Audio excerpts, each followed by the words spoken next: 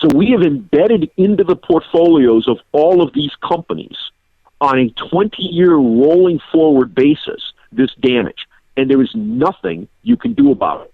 If you sell those bonds, you crystallize the loss, which would bankrupt every one of these pension funds and institutions instantly. Every one of them would be so deeply underwater they'd all go out of business. So they're not going to do that. And there's no way to rescue them. This is the hidden damage that nobody is talking about and nobody is accounting for, but it is present and it is going to get you. And sometime over the next 4 or 5 years, when we take that plus the compounded growth of the medical industry in this country, if it is not stopped in the essentially immediate future, it is going to destroy the government, the economy, and the stock and housing markets, along with the bond market.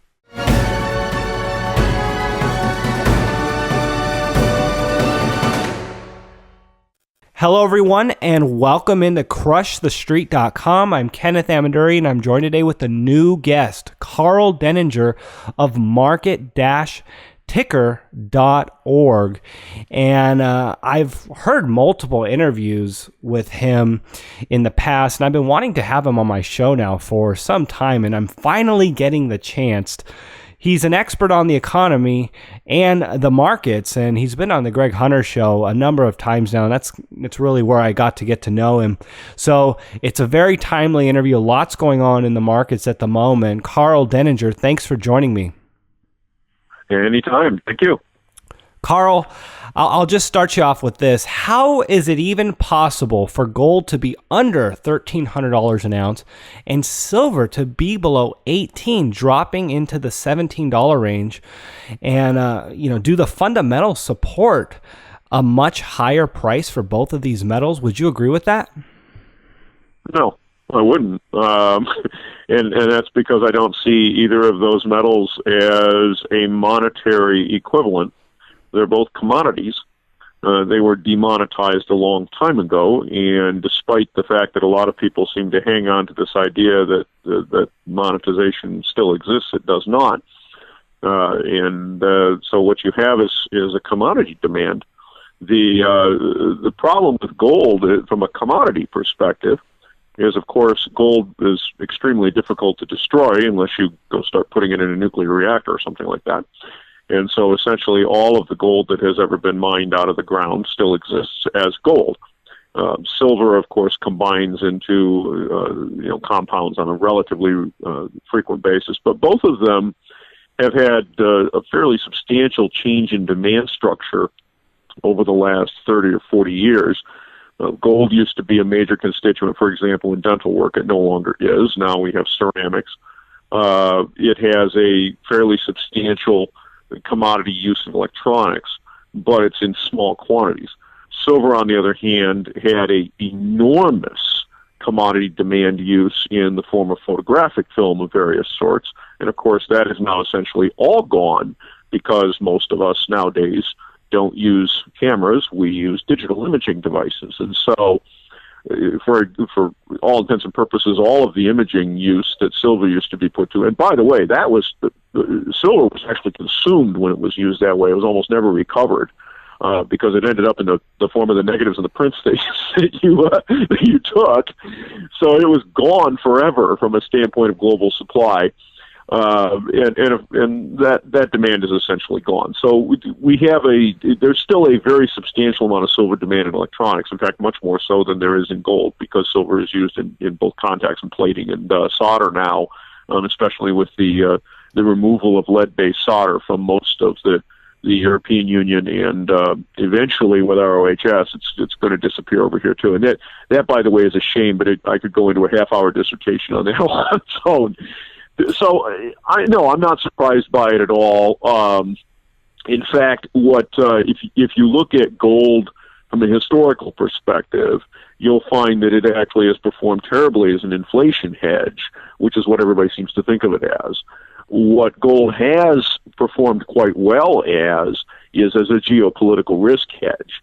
And one of the most glaring examples of this, of course, was in the 1980s, when during the Iranian hostage crisis and things like this, in the Arab oil embargo, there was a very large spike in gold price, and a lot of people saw that as being due to the inflation of the early 1980s with the Arab oil embargo.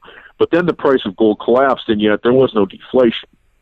So while the inflation tapered off, there was never a deflationary surge to account for a cut in the price of gold by more than 50%. What happened was the risk of war went away. And so when you look at you look at the history of gold as a metal in the modern era, since we've had modern currencies, this works out fairly realistically, because when you think about what happened during the times of war, they sold a gold coin into aviators' jackets, and the reason they did this is because you could potentially bribe a guard at a border somewhere with it. But as the risk of that possible need goes up and down, so seems the price.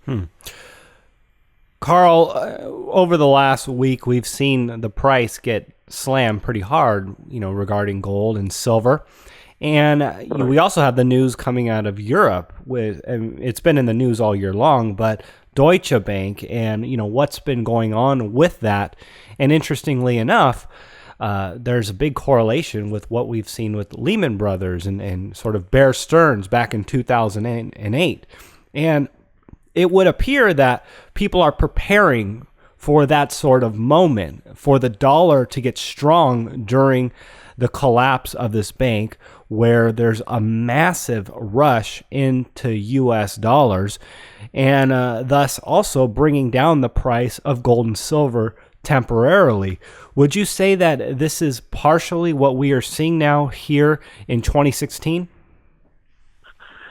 I don't know that your what you believe is correlation actually holds up. I actually, while I'm sitting here talking to you, I just pulled up the 20-year gold weekly chart of the gold futures GC, and if you look at the period of time right around Lehman's collapse, which was of course in September, you'll see that the price really didn't change all that much. It was it was in the mid to upper 700s at the start of that period. It went up into the 9s and then fell down to right around $700. So if you take the fluctuation out of it, it ended up a little bit lower than where it began, but not by a whole lot.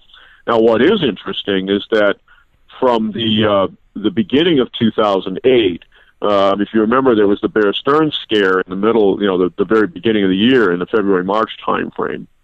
And then there was a recovery in general equity and market conditions that went on for a couple of months. And during that time, gold also rose fairly substantially by about 10% in price. Then it started to fluctuate and level off as the correlation started to come back into the market between it and other asset prices.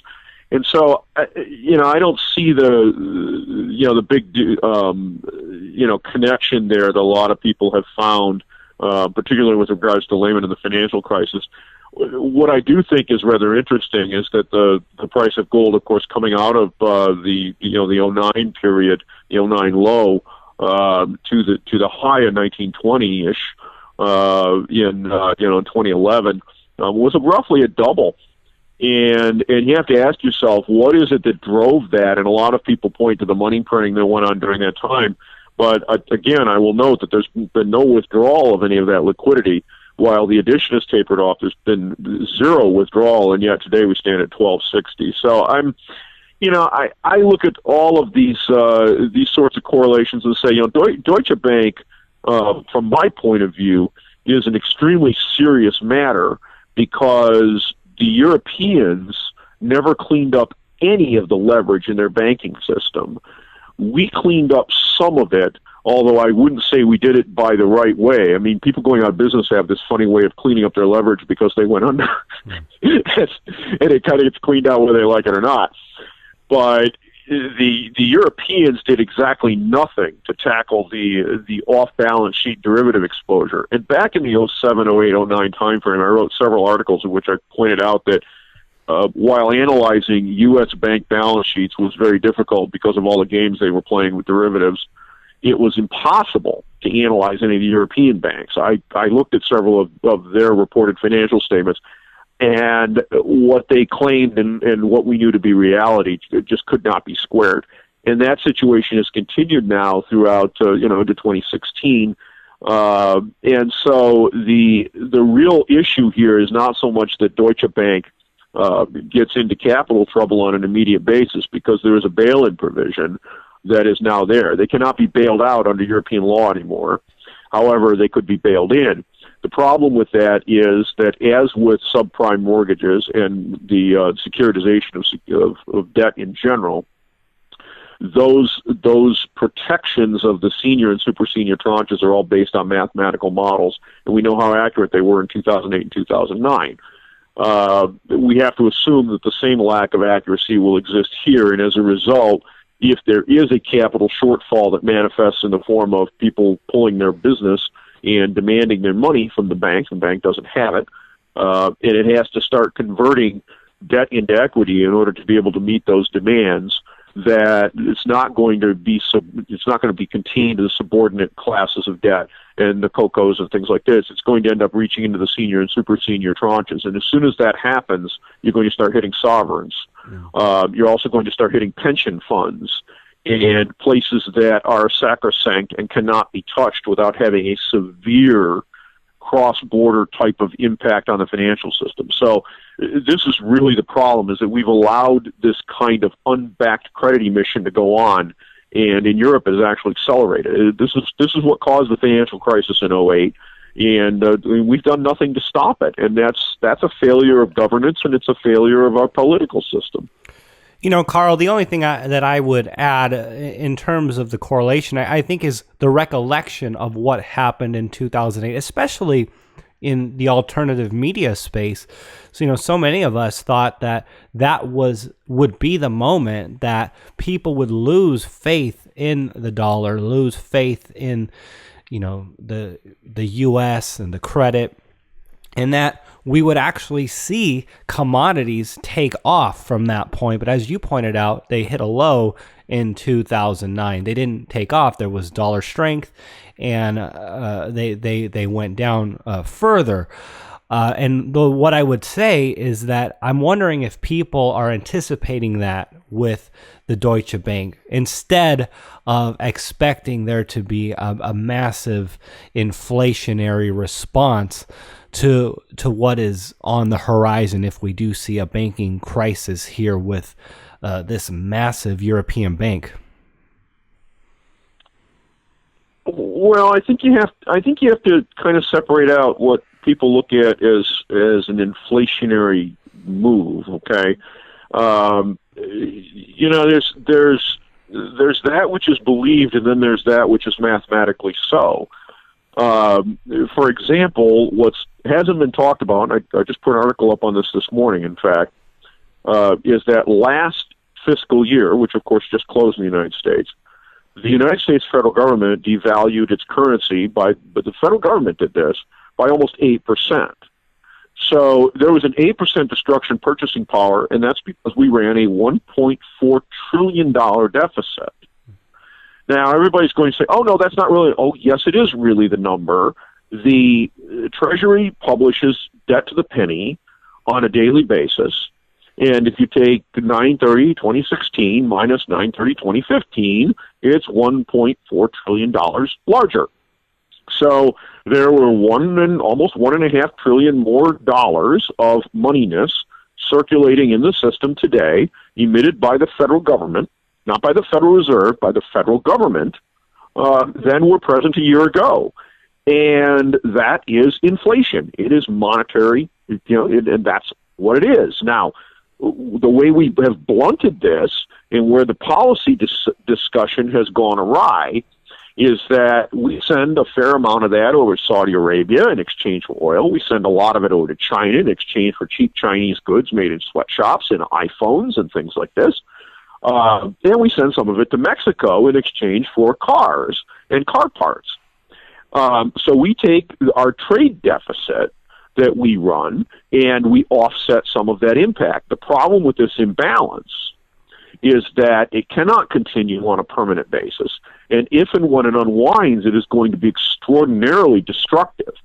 So you have a coiled spring situation that's going on here. But you'll notice that nobody is talking about a 7 and change expansion in monetary increments, or an inflation rate anywhere near that over the last 12 months. And yet that's the fact of what has actually happened. Now, the only years that we saw this exceeded on a deficit basis in the United States thus far historically were during the peak years of the financial crisis. And the claim then by Barack Obama and everybody else was that this happened because tax receipts collapsed. Well, of course, the tax receipts have no longer collapsed, right? We've had record tax receipts. So this has all been centered in one area of our economy, and we'll have the monthly Treasury statement out here on the 8th. I'll be doing a full report on it then. I expect to find that the cause of this $1.4 trillion net deficit is essentially all centered in Medicare and Medicaid. That is where it should be by the math that I've done so far and looking at the monthly Treasury statements up until now. But until I have the September one, I don't want to make definitive statements about where it came from. Although looking at them through August, that's certainly what the data suggests. Mm. Carl, you alluded to this earlier, and I wanted to come back around to it, and that is these institutions. They invest their money, and typically they invest their money in bonds. And we're in a situation where bonds are very expensive. Stocks are very expensive. Bonds in many situations are negative or below 1%. And I got to ask you, where is the conventional returns for these entities going to come from going forward here in the future? Well, they're not. See, here's what the common person doesn't understand about how this works. And I've written a number of articles on this over the years, and it just doesn't sink into people's heads, and it's unfortunate because this is going to impact everybody that is dependent on any form of annuity stream. And you say, well, I'm not, because I don't have any annuities. Well, if you have a pension, you are. So if you're a police officer, a firefighter, you work for a state or federal government, this is going to impact you. If you have a pension. If you have a private pension, this is going to impact you. If you buy any form of insurance, this is going to impact you, because this is how every insurance company in the world operates. And if you're wondering why auto insurance is going up in cost about 6-7% a year, that's the reason. And so this is going to hammer everybody. And the answer is this: if I'm anybody with an annuity style demand on my funds, which is any pension fund, any insurance company, anybody that sells a product that has that kind of characteristic or is responsible for a product with that characteristic, I don't buy a bond. I buy a ladder of bonds. So if I have a obligation that lasts about 20 years, and that would be the typical pension plan that has an obligation from age 65 to about 85, because that's about how long people live, then I would buy a bond ladder with a blended maturity of approximately 20 years to match my duration against the expected time that I'm going to have to make those payments. And I do this in such a fashion that 1/20th of those bonds mature and have to be rolled over every year. So when the Fed came in 2007 and 2008, and through their interventions and machinations with quantitative easing, slammed bonds to the floor on yield, the first year, my yield on those bonds went from about 6 or 7% to about 1.5 or 2%. So I lost 2/3 to 3/4 of my coupon. However, I only lost it on 5% of my portfolio. So now if you think about that, what that means is my cash flow is impacted by a couple of percent. Not that big a deal, right? A couple percent shortfall, not going to hurt anybody. You're not going to die on a couple percent. But this goes on over the space of 5, 6, 7 years, and every year it's another couple percent that gets added to the damage. So now, as a portfolio manager, I'm facing a situation where I'm in the hole to the tune of about 15 to 20% of my expected cash flow. It's not coming. And the really bad news is that even if the Fed was to normalize rates completely, not raise by a quarter point, whatever, drop all of the crazy support, the 13-week T-bill goes back to about 4, the 10-year goes to 6-ish, mid-6-ish, that area, and just get out of this entirely and do it all tomorrow, it would be about 13 years before that damage started to roll out of my portfolio, and 20 years before it was gone. So we have embedded into the portfolios of all of these companies on a 20-year rolling forward basis this damage, and there is nothing you can do about it. If you sell those bonds, you crystallize the loss, which would bankrupt every one of these pension funds and institutions instantly. Every one of them would be so deeply underwater they'd all go out of business. So they're not going to do that, and there's no way to rescue them. This is the hidden damage that nobody is talking about and nobody is accounting for, but it is present, and it is going to get you. And sometime over the next 4 or 5 years, when we take that plus the compounded growth of the medical industry in this country, if it is not stopped in the essentially immediate future, it is going to destroy the government, the economy, and the stock and housing markets, along with the bond market. Well, Karl, I think you hit the nail on the head there, and that is that people aren't accounting for all the damage that is being done, because what you're saying is not being efficiently priced into the current stock market and the bond market, and everyone's living life same old, same old. How much longer can this go on for? Well, it goes on until somebody starts missing a coupon because they can't make the payments. I mean, the reality is that when you're putting $1.4 trillion a year into the national debt, okay, there is a short leash on this. Now, we got away with it during the middle of the financial crisis because the claim was that this was an emergency. In a couple of years, people just kind of let this go. All right, but what needs to be remembered here is that we are not in a financial crisis now. Okay? So we are now running these kinds of deficits in real terms today in the middle of what is supposedly a recovery and a boom with near full employment, with record tax receipts. And yet this is the structural damage that we have built into the system. And we have done it through our policies and through the fact that we have literally nobody who gets prosecuted or goes to jail for blatantly unlawful actions within huge sectors of our economy, including the entire healthcare sector, which is $1.05 of GDP today. And if this doesn't get stopped, we're going to find within the next 4 to 5 years, we're going to be running $2 trillion a year in deficits. I projected this out. And this actually goes back to calculations I did back in the 1990s when I was running an internet company. And I've been off by about 4 years from my 1994, 1995 projections. I think that's pretty good considering that I was looking forward almost 3 decades. Sure. But what they show, and this is off the last couple of years of data, they show that Medicare and Medicaid, within the next president's term, before the next president leaves office, will reach 1.8.5, almost $1.9 trillion of spending. It is currently 1.3 as of the last check. And again, I don't have the September figures yet, so those may go up or down a little bit. And within the next 10 years, it will be larger than the entire federal budget is today. Now, neither of those two things are going to happen. And so when the market realizes that this is the path that they're on and that the politicians will not put a stop to it, and I will remind everybody that the activity that goes on in this area, the price fixing, everything else, is a rank violation of 100-plus-year-old antitrust law. You would go read 15 United States Code Chapter 1. Your hair will spring up on end because everything that goes on in the medical system is a violation, and there is no exemption in that body of law for that section of the economy.